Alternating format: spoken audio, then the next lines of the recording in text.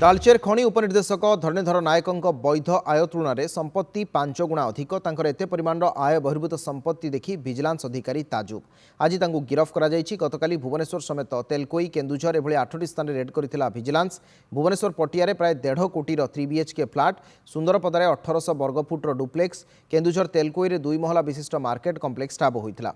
Market complex अच्छी 15टी दुकान, ता उपरे आउ एक मार्केट कम्प्लेक्स अच्छी, एथिरे भी 4टी दुकान अच्छी।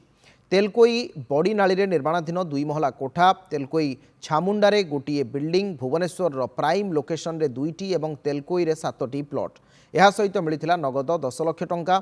2022 रे से 75 लाख टंकार लोन नहीं, किंतु आश्चर्यर कथा 2 वर्ष भितर से ऋण से सुझी देइथिले। बेआईन भाव में आय करिथिबा टंकारु से ऋण सुझीथिबा अनुमान करा जाउछि।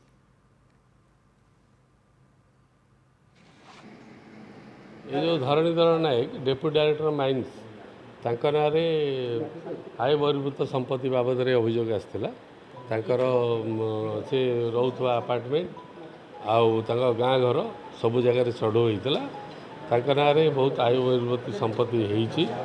वर्तमान जाए आकलन हिसाब से मोर देन 5 कोटी प्राय 5 कोटी आदाय होती आकलन। से लोन नहीं 75 कोटी 75 लाख टंका लोन नहीं जहाँकि से 2 वर्ष सुझिले। ता बाबद से बाबद में सी किसी एक्सप्लेन करें ना। ये स्कैनर बर्तमान तो तदंत पर जहाँ बाहर बर्तमान स्त्री ना भी एतला हो।